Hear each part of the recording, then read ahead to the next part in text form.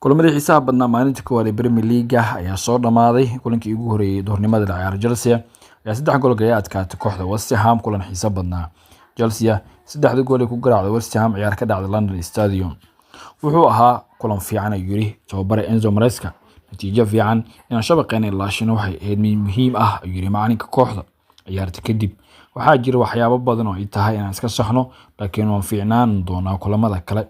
Maresca oo ka hadlay booska Chelsea kaga jirto horyaalka ayaa yiri dhibcaha ayaa muhiim ah, laakiin waqti xaadirkan wax muhiim ah inaan horumar sameeyno ayuu sii raaciyay. Chelsea ayaana kulan xiiso badnaa oo xidignimadeeda ahaa Jackson kaga adkaadeen kooxda West Ham oo xaalad xun ku bilaabatay horyaalka Ingiriiska.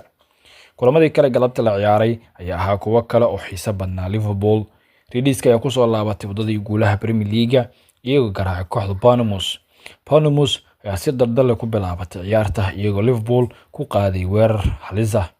Kooxda Bournemouth ayaa gool waqti hore kaga naxasatay kooxda Liverpool, laakiin goolkaasi ayaa la diiday sabab la xiriira aalad offside-ka. Liverpool ayaa maamulka ciyaarta la wareegtay iyadoo uu diiday Bournemouth inay sameyso fursado badan. 26 daqiiqo goolkii koowaad uu dhaliyay Luis Diaz ka hoggaan ku dhiibay kooxdiisa. Diaz 2 daqiiqo kadib ayuu markale dhaliyay goolka labaad kooxda isagoo ka dhigay 2-0.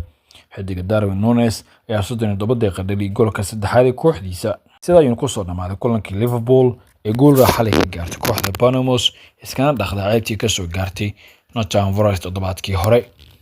Tababaraha kooxda Arne Slot ayaa hadlay ciyaarta kadib. Waxaan u maleynayaa inay ahayd qaab ciyaareed wanaagsan, gaar ahaan kubadda, darbo badan oo dhanka goolka, fursado badan, laakiin uma fududa sida natiijadu u muuqato. Waa wax iska caadi ah inaan gurigeena ku badino Bournemouth, laakiin waa jadwal adag ayuu sii raacay hogaamiyaha. Waxa aad wajihi doontaan xaqiiqdii aad ay u xooggan yihiin, waxay nagu sameeyaan dagaal adag, marka waxaa noo wanaagsan inaan mar kale badino haatanna aan sii wadno wadada guulaha yiri Arne Slot hogaamiyaha kooxdan. Arnold ayaana ku lug yeeshay goolkiisa 100 ama goolkii 100 ee Liverpool. Ingiriiska ayaa loo diiwaan geliyay rikoor cajiib ah. Arnold ayaa ku lug lahaa goolkii 100 ee kooxda.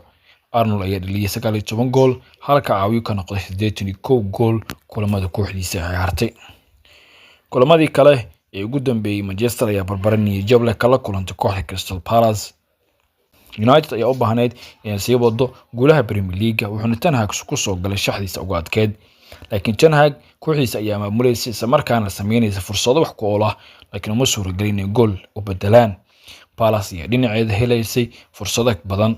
Qaybtii hore ciyaarta barbara ayay ku soo dhamaatay oo aan gool iska dhalin. Sidoo kale qaybtii labaad ayaa xubaan la iska dhalin natiijada, inkastoo labada kooxoodba goolahayaashoodii ahaayeen kuwa aad u adag.